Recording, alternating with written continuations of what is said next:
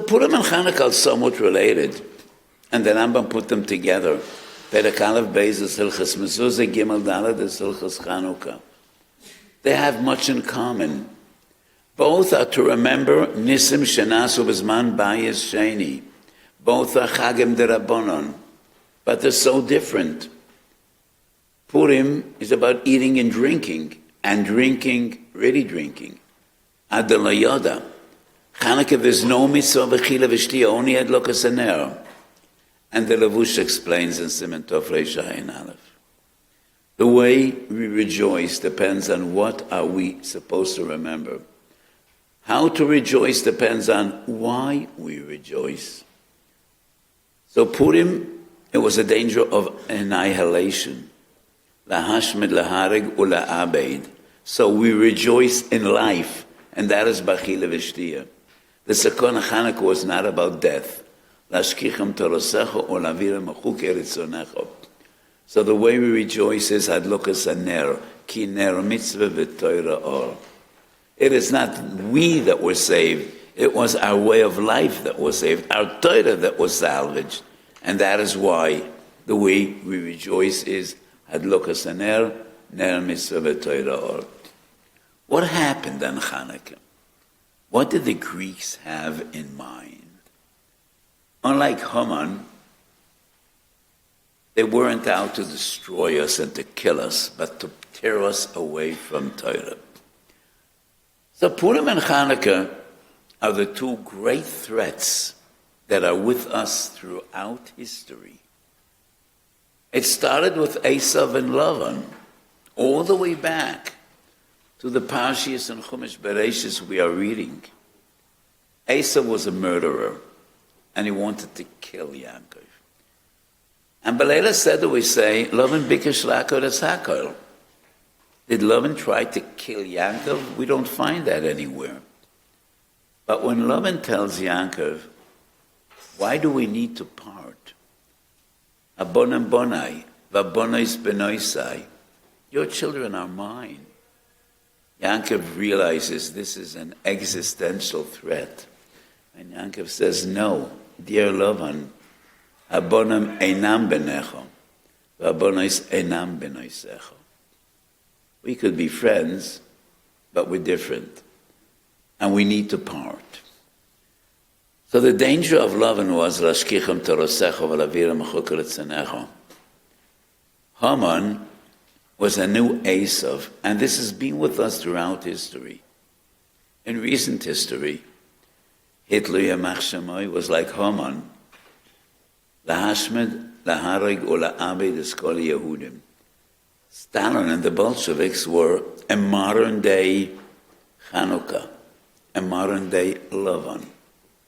And these two struggles have been with us throughout history. So the Greeks, the Mishnah says, Yud Gimel Pertzes, Partzu, in the Beis HaMikdash. They breached the wall 13 places. Why didn't they tear down the wall? Why didn't they burn it? Like Nebuchadnezzar did, like Titus did, the Bavlim and the Romeim. The Greeks had the power to destroy the Beis HaMikdash, but they didn't. And what is the significance of Yud Gimel Pertzes? Chazal say, one of the decrees was, Kisfo al keren hashor she'en lechem chelek belokei Yisrael. Hashor behei hayediyah. Which ox was that? And why did they want us to write on the horns of an oxen? Ein lanu chelek belokei Yisrael. Why not? What, the horns of an ox are a prominent feature. So are the ears of a donkey, or the tail of a horse. So why didn't they decree kisvu al ozne hachamor she'ein lechem, or al znav asus? What is keren hashor? Libi yoimeli. The Greeks brought light to the world. And Chazal say in the beginning of Chumash, v'choshech al pnei hatam, the Medrash says, Malchus Yovan, she'echshichu einayim shel Yisrael. The early Greeks were the most cultured people. The early great philosophers, Socrates, Plato, Aristotle, they were Greeks. The Greeks brought competition and sports to the world. Olympia was a city in Greece, culture, poetry, and that was a danger to our way of life. So the Medrash Rabbah says in Perek Chov Zayin Chumash Vayikra, Shor Roish Lekol HaKorbanos. The oxen is the most important of every korban.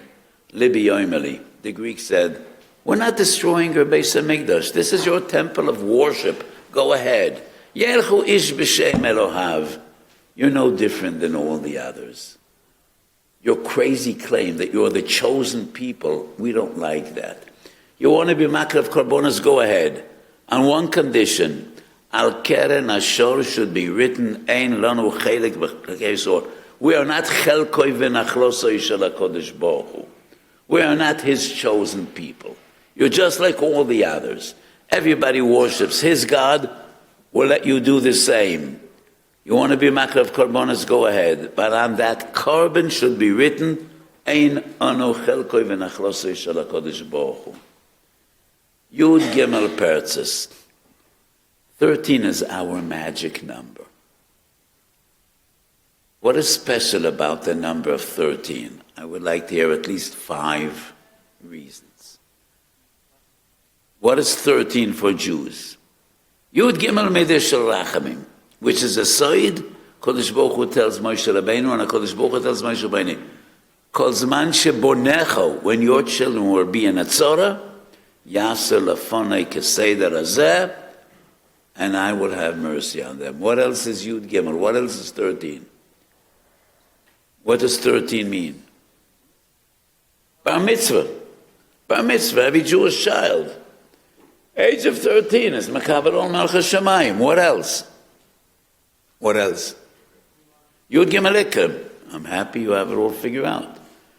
The Goyim are also mitzvah in Avodah Zorah. But Yud Gimel Ikrim is our emunah. And that's what sets us apart. So what do we have? Bar mitzvah. Yud Gimel Mideh Shel Rachamim. Yud Gimel Ikrim. What else? Another one. What else? Yud Gimel Mideh Shel Torah Nidreshes Behem. What sets us apart is Torah Shebal Peh. The Bible, others read as well, Lahavdil. What is ours and only ours is Torah Shebal Peh. And the aside of Torah Shebal Peh is Yud Gimel Mideh Shel Torah Nidreshes Behem. What else? This is a tricky one.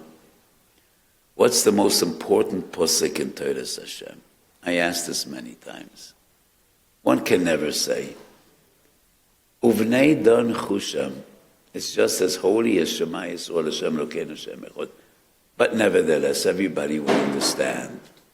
The most important posuk probably is Shema Yisrael Hashem Elokeinu Hashem Echad. And every Jew hopes that when his time comes to say goodbye and to return his neshama to HaKadosh Baruch Hu, he will do so with this posuk on his lips. Shema Yisrael Hashem Elokeinu Hashem Echad. Echad is Begematria 13. So 13 is our magical number. And that is why the Greeks, Yud Gimel Pertzes. You're not special. You're not unique. You're not different than all the others. And that was the sakana. Abonem einam bonecha. We are different. We are the chosen people. We are HaKadosh Baruch Hu's flock. Which is not only a privilege, it's a huge burden. Because all the others have Sheva Mitzvahs B'nai Noach. What does Sheva Mitzvahs B'nai Noach boil down to? Be a mensch. Just be a mensch. Nothing more is expected. Don't kill, don't rob, don't steal, don't lie. Just be a mensch. Just be a decent human being. Suddenly, 7 was transformed, morphed into 613, and that's quite a leap. That's quite a leap. So our burden is machshava, dibur, maisa, 24/7, we have not one moment of being free. That's what it means to be a chosen people. And we're happy to be the chosen people. And that is what Chanukah is all about. I don't know whether you realize, but the Goyim don't like the number 13. I spent a lot of times in these tall buildings in Manhattan. In most of these buildings, there is no 13th floor. They skip from 12 to 14. I saw that in hospitals in New York, many skyscrapers. I showed my kids when we were in London that on many streets there is no number 13. You have a house, number 11, 12, 14, 15. You're not going to find 13. They say it's a bad omen, number 13. They don't like that number. And they're right. And they're right. Because 13 is our magical number. Did the Greeks know that? I'm not sure. How would I know? I'm not familiar in early Greek history. But we find in Chazal, Afal gav de iu loy chazei, maz le chazei. And definitely, that was Yud Gimel Pertzis Sheporzo. And that is Keren Hashar, which Shar? The Shar which is Rosh Lekola Karbonis. And when Matisyahu decided to go to war, that was a very courageous decision, and he put his life in jeopardy. Because a great part of the Jewish camp were Hellenists, Belshoin Chazal Misyavnim, and they argued, Matisyahu, you're reckless, you're irresponsible, you're endangering the entire people for your personal interests. The Greeks are not bad people, they said. They're not out to kill us. They're offering culture. We have much to learn from them.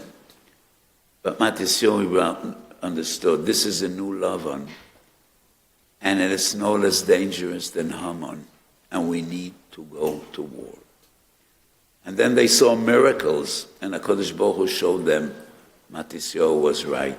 Umesautu geborim biyad chaloshim, rabbe miyat imahorim, tomeim batahorim, v'seidim biyad oisko yisrasecho. And that is what Chanukah is all about. So Chanukah is a time in which we need to redevote and rededicate all we have to be Avdei Hashem, to be fitting, to be Ra'ui, to be the chosen people, to be HaKadosh Baruch Hu's flock, to be Bonem L'Mokoim, and to be Avodem L'Mokoim. That is what Chanukah is all about. So when you like Neres Chanukah, Lamed Vov Neiros, Lamed Vov Keneged Ma. So the Pinchas Makoras was a great Talmud of the Baal Shem Tov. And he writes, Mahadrim and a Mahadrim write, Lamed Vov Neiros, Lamed Vov Keneged Ma. What would a Talmud of the Baal Shem Tov say? What's Lamed Vov? Who could guess? What's Lamed Vov? Lamed Vov Tzadikim. That's what we would expect of a Talmud of the Baal Shem Tov. Lamed Vav Neiros Keneged Lamed Vav Tzadikim. No, it's not what he says. Lamed Vav Mesechtes of Shas Bavli. That's the Lamed Vav Neiros. I was sure that's what you're going to say. Oh, Talmud Vav Shem Tov, Lamed Vav Tzadikim. Lamed Vav Mesechtes. So when you light Neres Chanukah, try to imagine this light is Bava Kama, and that one is Bava Metzia, and that one is Bava Basa. And when you move on to the last days of Chanukah, this one is Zvochim, and this one is Menachos. This one is Pchoros, and this one is Temuro. Those are the Lamed Vav Neiros of Chanukah. Lamed Vav Neiros of Torah. And that is what we need to feel when we light Neres Chanukah. So I won't be here next day of Shabbos. I'll listen to Chanukah to all of you. And the Neres of Chanukah should light up our minds, our hearts, and our neshamas, and we should be zoiched b'korav to see Kohen Gadol meitav amadlikas haneres b'menoras hamor b'beis hamikdash b'mheira of Yomeinu. Amen.